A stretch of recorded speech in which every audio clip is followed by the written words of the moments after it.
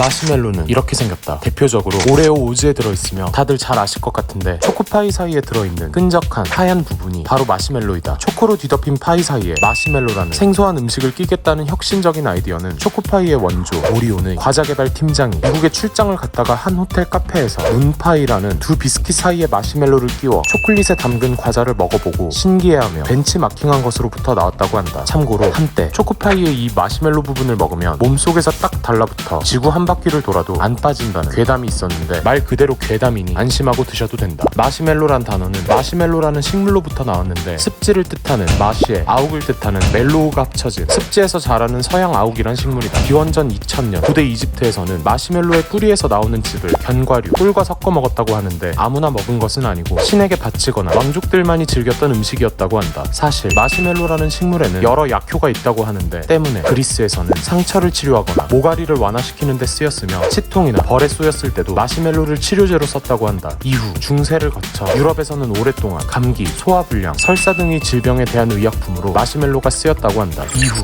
19세기 중반 프랑스에서 마시멜로 뿌리의 즙과 설탕, 달걀 흰자 등을 섞은 뒤 휙휙 휘저어 거품을 내 굳힌 머랭 형태의 마시멜로를 만들어낸 것이 지금 우리가 먹는 마시멜로 과자의 시초인데 하나하나 수작업으로 만들어야 했으며 거기다 제조 과정에 많은 시간이 소요되어 마시멜로는 비싼 과자였다고 한다. 하지만 이내 제조 공정이 발달하고 또한 마시멜로가 굽는 시간을 줄이고자 마시멜로 뿌리즙 대신 젤라틴을 사용하며 마시멜로는 대량 생산의 길로 나아갔다고 한다. 따라서 지금 우리가 먹는 마시멜로에는 마시멜로 식물의 약효가 없으며 마시멜로 식물의 이름만이 남았다고 한다. 아무튼 이 마시멜로는 19세기 후반 미국으로 흘러들어갔으며 이때 미국 중산 젊은 층에 특이한 문화가 생겼는데 바로 모닥불에 마시멜로를 구워 먹는 문화였다. 1번 한 사람이 1kg 정도의 마시멜로를 산 뒤 6명 정도의 친구들을 부른다. 2번 목재를 챙겨 인적이 드문 한적한 바닷가로 가서 모닥불을 피운다. 3번 마시멜로를 꼬챙이에 꽂아 불에 잘 구운 뒤 조금씩 베어 물며 맛을 즐긴다. 근데 이 문화의 핵심은 다른 것에 있는데 4번 자기 꼬챙이에 꽂힌 마시멜로를 먹지 않고 굳이 이성이 들고 있는 꼬챙이의 마시멜로를 간드러지게 베어 무는 것이다. 잘근 베어 물며 이성에게 추파를 던지는 애먼짓을 한다는 것인데 이 젊은 층들의 새로운 문화를 소개하는 기사에서는 마시멜로를 추파를 던지는 최고의 도구라고 표현하기도 했다. 이 구운 마시멜로 문화에 더하여 미국에는 스모어라는 마시멜로 음식이 더욱 발전한다. 영어로 스모어라 표기하는데 이는 some more를 줄임말, 즉 더 달라는 뜻이며 그만큼 맛있기 때문이라는 것이다. 만드는 방법은 역시 캠프파이어를 하며 마시멜로를 노릇노릇 잘 구워낸 뒤 초콜릿과 함께 그레이엄 크래커라는 통밀 크래커 사이에 끼우는 것이다. 근데 여기서 재밌는 것은 추파를 던지는 최고의 도구인 마시멜로를 감싸는 그레이엄 크래커라는 것은 원래 성욕을 억제하기 위한 음식이었다는 것이다. 그레이엄 크래커는 19세기 인물인 실베스터 그레이엄이란 목사의 이름을 본따 만든 것인데 그는 금욕주의자이자 보건운동가였으며 미국에선 채식주의의 아버지로 불리기도 한다. 그는 과도한 성욕은 우리 몸의 모든 부위를 망가뜨린다고 주장했으며 가장 무서운 것은 자기 위로 행위인데 이걸 오래 하면 눈알이 점점 눈구멍 뒤로 파고들어가 염증이 생기고 결국 실명하게 된다고 설명했다. 이러한 불필요한 성욕들은 사람이 먹는 음식에 의해 유발되는데 자극적인 음식들, 예를 들면 저녁으로 스테이크와 와인을 먹게 되면 색욕 왕성한 흥분도가 증가한다는 것이다. 따라서 그레이엄은 이런 나쁜 음식들을 멀리하고 좋은 음식들을 먹는 검소한 식습관을 가져야 한다고 주장했는데 그 좋은 음식들 중 하나가 통밀가루로 만든 크래커, 즉 그레이엄 크래커였다. 그레이엄의 이런 주장에는 당시 치명적인 성병이 매독이 유행했으며 그 원인이 밝혀지지 않았었기 때문에 성행위가 곧 질병과 죽음으로 이어진다는 우려가 만연해 있던 시대적 배경이 있었다. 따라서 눈알이 뒤로 밀려 들어갈 일은 없으니 안심하시고.